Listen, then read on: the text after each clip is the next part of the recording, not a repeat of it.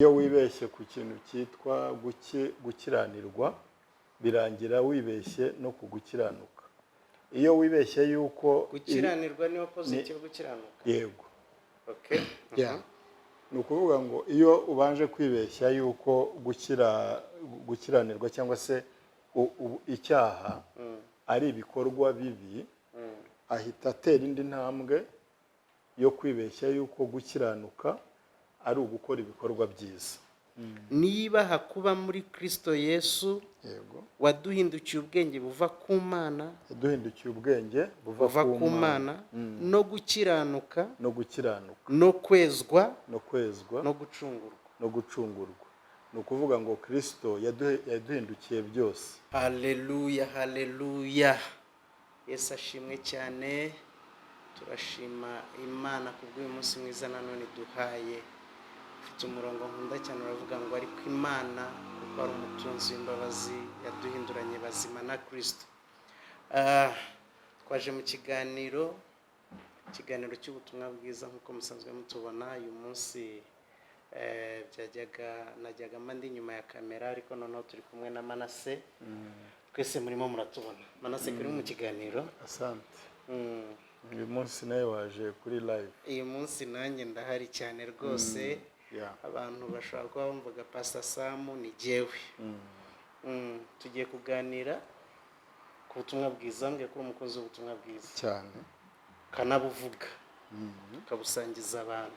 Nukuri nta kindi kintu twavuga rero kitari bwo. Niyo mpamvu iyi TV yacu Grace Abounds tubibutsa gukora subscribe, like, share kugira ngo muzajye mubona ibiganiro byacu byiza byinshi tuzajya tubagezaho buri munsi. Nongere mbibutse ko ikiganiro cyacu giterwa inkunga na Fine Builders Limited, company ikora iby'ubwubatsi.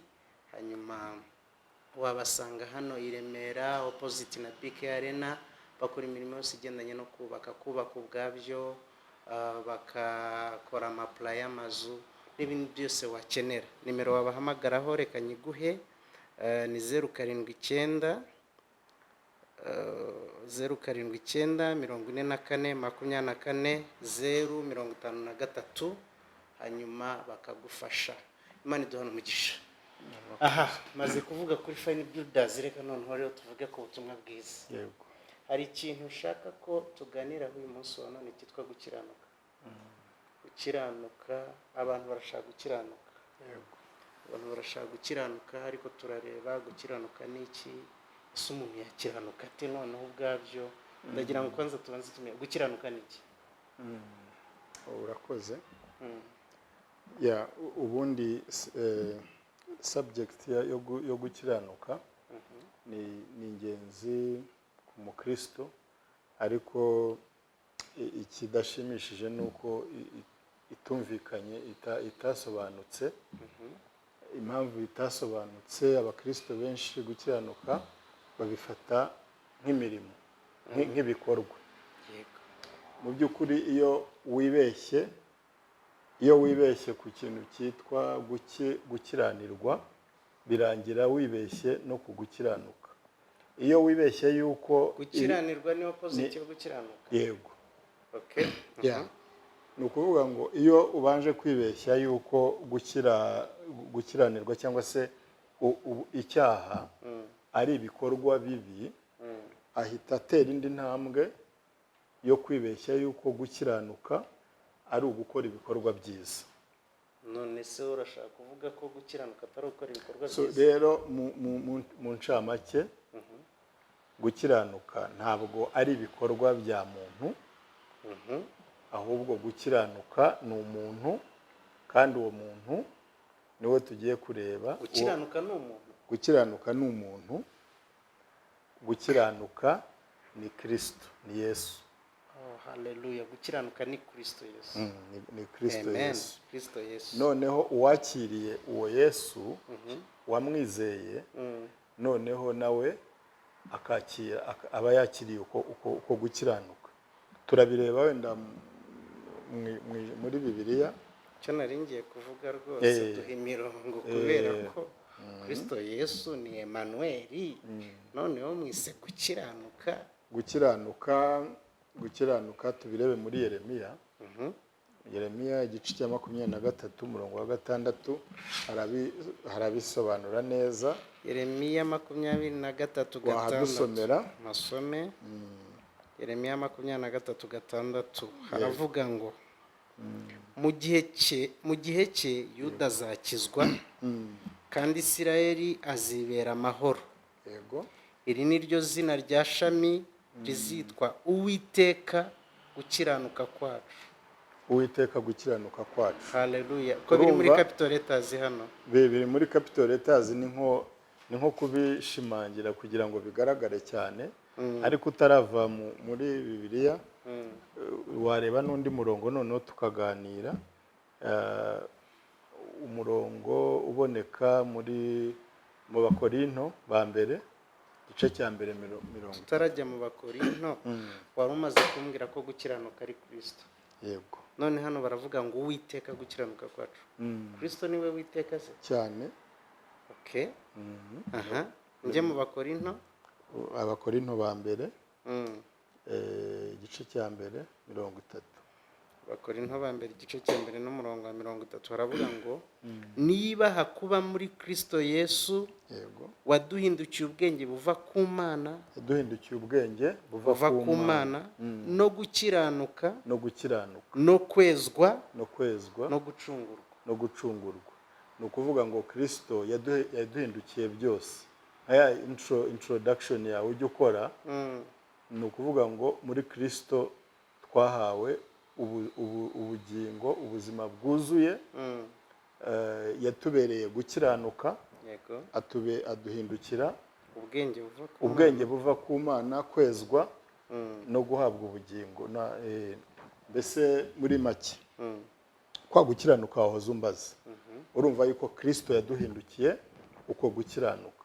Ni ukuvuga rero ngo umwizeye mbese bijyanye n'uriya murongo abantu benshi bazi uko Imana yakunze abari mu isi byatumye itanga umwana wayo w'ikinege kugira ngo umwizera wese atarimbuka ahubwo ahabwe ubugingo buhoraho. Ni ukuvuga rero ngo uko gukiranuka uwamwizeye kuba ukwe, sibyo? Kuba kwabaye ukwe, sibyo? Rero uwahubwo uwo wamwizeye kwa gukiranuka nk'imirimo. Hari igihe abantu bibeshya ko abantu bigisha ubuntu cyangwa se ubutumwa bwiza batitaye ku by'imirimo. Ariko imirimo nayo icyo umuntu yanga ni uko imirimo ari yibanze, ahubwo ikigomba kubanza nicyo wabaye cyo. Uwo umukiranutsi niwe mbese akora imirimo iza ari imbuto. Ni ukuvuga ngo ubutumwa bwiza buhindura umuntu guhera imbere bigarura hanze. Ni ukuvuga ngo n'iyo mirimo irakorwa ariko atariyo ibanje. Rero bitandukanye n'ibyo abanyedini b'igihe cya Yesu, ndetse ntawatinya kuvuga ko n'uyu munsi nabyo byakomerejeho. Abantu bashyira imbere imirimo akaba ariyo, mbese bagashyira imbere imirimo nk'aho ariyo ariko gukiranuka. Ariko utarampa imirongo myinshi hari ibintu byumvikana. Nkoze imirimo myiza hitwa umukiranutsi kubera ko nakoze imirimo myiza. Ndumva byumvikana kuruta kuvuga ngo ndi umukiranutsi nta kintu nakoze. Reka mbibarize n'abandi badukurikira. Yego. Wowe mu bwenge bwawe ntabwo umva ko aribyo byumvikana neza kandi vuba. Ubundi umuntu ubifata gutyo ni umuntu utarabigerageza ngo bimunanire. Uvuze kuri icyo ndatsindwa.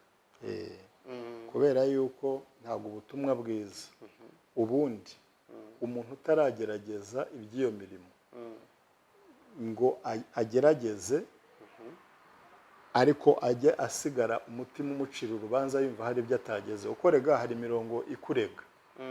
Urumva nko muri Yakobo 2:10 haravuga ngo umuntu nitondera amategeko agasitara kuri rimwe gusa. Nushaka nturebe agakora akica itegeko rimwe agasitara. Agasitara. Urumva ko gusitara nzi ko ntawe biplan bira exactly ntago aba yabiplanize, ntago yabigambiriye. agasitara cyangwa agasitara kuri rimwe ngo birangira yose ayishe amategeko. Ni ukuvuga ngo iyo ubirebye neza iyo nzira yo gukiranuka kubw'imirimo itegetswe n'amategeko, iyo nzira ntabwo ishoboka. iyo wishe itegeko rimwe, yego, uba wishe amategeko yose. uba wishe amategeko yose. Kuko uwavuze ngo ntukibe niwe wavuze ngo ntukice, ngo ntugasambane. Ni ukuvuga ngo iyo wishe itegeko rimwe gusa, ni ukuvuga ngo uba uhwanye n'uwayishe yose. Ni ukuvuga ngo uyu munsi mu bantu bajya mu rusengero bishobora kugaragara yuko badakora ibyaha nk'abapagani, nk'abitwa abapagani, nka rubanda wenda giseseka ruri hanze. Ariko n'uwo ujya guterana, ujya mu rusengero, nawe niyo cyaba icyaha kimwe wenda akora cyamunaniye cyamubase, uwo muntu bisigara ahwanye na wa wundi wo hanze utajya mu rusengero. Bose ni abanyabyaha ku rugero rumwe, kubera yuko uwavuze ngo ntukibe niwe wavuze ngo ntukice. Niba hari icyaha kimwe akora asitaraho muri yandi mategeko uko azwi, ni ukuvuga ngo abahwanye na wa wundi wo hanze. ariko we ntabwo uva kurimo kuvuga ibintu bikomeye. Umuntu wiriwe mu materaniro n'umuntu wiriwe mu kabari cyangwa muri rogi, yego, urashaka kubashyira ku rwego rumwe? Ubundi urebye muri gahunda y'isi, abo bantu ntabwo ari bamwe. Niba hari n'icyaha cyatuma ahanwa, mu isi ntabwo azahanwa, sibyo? Ni nayo mpamvu ubona ko kubitandukanya bigora. Hari igihe umukristo hari ibyo ashobora akavuga ati bana, ati wenda maze kurangiza nka 80%, nshigaje 20%, sibyo? Ariko abantu barinda, twagiye tuganira n'abantu uretse na experience zacu ubwacu, nugejeje imyaka 90 akigerageza ariko atarigera yuzuza gukiranuka kujyanye n'iyo mirimo. Urumva? So niyo mpamvu rero Yesu yabonye, wenda tuzaniga n'impamvu y'amategeko yaje. Ahubwo nashaka tuyivugeho gatoya. Tubonye ko gukiranuka ni Kristo, yego, gukiranuka n'Uwiteka, gukiranuka kwacu cyane. Kristo niwe waduhindukiye ubwenge, niwe waduhindukiye gukiranuka. Aho maze kubyemera. Hanyuma noneho twebwe tuba abakiranutsi ryari? Twebwe tuba abakiranutsi ryari? Ubundi kuko Kristo no gukiranuka, yego, twebwe se ubundi imbere y'Imana twebwe ntacyo Yesu atadukoreye, sibyo? Nuri hanze hari utarabyakira, utarabimenya, utarizera, nawe Yesu yarabimukoreye, sibyo? nawe ni umukiranutsi. Nawe ni umukiranutsi, ariko ni umukiranutsi utarabyakira. Oya. Noneho se mbwira ikimubuza kuba umukiranutsi? Ni umunyabyaha. Ni umunyabyaha. Nese ntihari gukiranuka no gukiranirwa? None se hari umuntu ukiranuka? Hari uzi ukiranuka? Hari umukiranutsi uzi? Wamuvuze ni Kristo. Ni Kristo. None se uwizera we ugiye kureba kubikorwa, n'uwo wizera nta cyaha aba agikora? Aragikora. Niba agikora rero, yaba akora bike bigaragarira amaso, ari n'uriya wo hanze, abo bantu imbere y'Imana ni abanyabyaha. Ariko ku cyo wari uvuze kuri gahunda yo mu isi, abo bantu baratandukanye. Ariko hashize igihe uyu nguyu wizeye, sibyo, yazagira imbuto nziza kurusha uriya wo hanze. Kubera iki? Kubera we transformation ye irava imbere, iza igaragara hanze. Ariko undi azahora agerageza mu mbaraga ze. Reka nkusabe, yego, usobanura aha hantu gatoya. Abantu badukurikiye nagira ngo ufite ikibazo, ugize ikibazo muri zingisho, ibyo mbaje bishobora kuba wenda nibarije gusa we ntakubarije ikibazo cyawe kibaze muri comment. Noneho niba uvuze ngo bari abantu bari hanze abo twita abanyabyaha, ukavuga ngo nabo Kristo yarakibakora icyo gikorwa yadukoreye cyo gukiranuka, nabo yarakibakoreye. None se ukiranirwa ninde? Ukiranirwa ni Satani. Ngiye gusoza ikiganiro. Nta kibazo. Ubundi ubutumwa bwiza hari abantu babwumva bwa mbere bakaburwanya, ariko abo bantu birangira babukunze, sibyo? Pawulo yarwanyije abantu bari barakurikiye ngo iyo nzira, niko Bibiliya ivuga ngo iyo nzira niko babitaga, ariko byarangiye Pawulo ubwo butumwa abukunze ndetse arabwigisha. Tubona ko nk'isezerano rishya hafi nka 1/2 cyaryo ari inzandiko za Pawulo abwigisha. Rero ntacyo bitwaye burya umuntu bwa mbere kuba yagira ibyo ahakana mu butumwa bwiza, ariko burya imbuto iyo ibibwe igeraho ikamera. Iyi ngiyi iranze. None se niba bariya tumeze kimwe, yego, ukiranuka ninde, ukiranirwa ninde? Ukiranuka ni Yesu, ukiranirwa ni Satani. Hanyuma se bariya dutaniye he nabo? Bariya ntago bibafitiye akamaro. Urumva hari n'impano y'Imana yaduhaye twese. Bariya abantu nta kamaro birabagirira. Ni nayo mpamvu buriya ni naryo shyaka umuntu wamenye ubutumwa bwiza akwiye kugira ngo bariya abantu nabo binjoyinge. Ntabwo ngewe umuntu wamenye ubutumwa bwiza ntubareba nk'abantu ngo bo kurimbuka. Wapi, bariya nabo ni ba candidate bo kumenya ubutumwa bwiza, nabo bukabanezeza. Reka mbaze icyanyuma dusoza. Yego, hari abantu bazarimbuka? iyo topic yaba ndende. Ni icyigisho kirekire, ariko nk'uko Bibiliya ibivuga bazarimbuka barahari. Ko mu isi hari miliyari 8 zirengamo gake. Yego, harimo abazarimbuka n'abazahabwa ubugingo buhoraho. Barahari abatazizera, sibyo? Ariko ntabwo bazarimbuka kuko batacunguwe, ahubwo nuko batakiriye iyo mpano y'agakiza. Usa nk'uwari ubigaruye.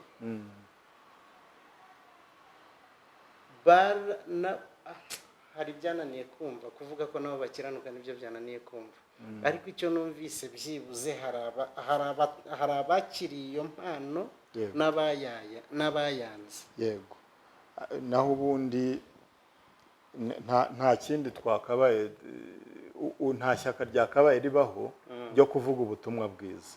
No kugira ngo n'abari ubundi igihe mbona umuntu wabwiwe neza ubutumwa bwiza akabwumva, nta muntu wareka kubwakira, kubera yuko ntabwo uyu munsi waba uhingisha isuka umuntu akakuzanira imashini, guhingisha imashini, noneho ukavuga ngo ndakomezanya n'isuka yanjye kandi imashini ihari.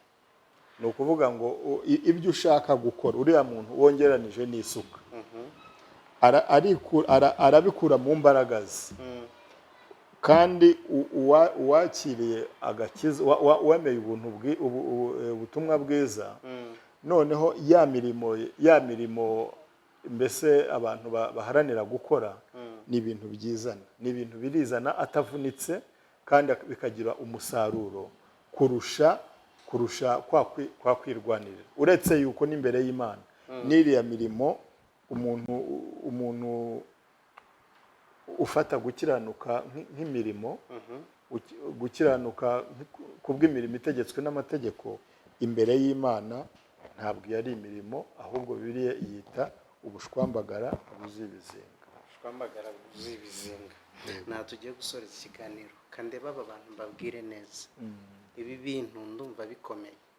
Hanyuma wowe ubaze ikibazo cyawe, ngiye gusoreza ngaho ikiganiro, hanyuma tuzongere dutangire ku kibazo cyawe nawe. Nge mbajije ibyanjye, ndumva aranyumvishe numva bitangiye kuza ariko kubera ko we ntazi niba byaje ndagira ngo duhure muri komenti hanyuma tuzamugarure asubiza ibibazo byawe nawe nkuko ashubije ibyanjye ndagira ngo basezere turangize ikiganiro tuzakomereze.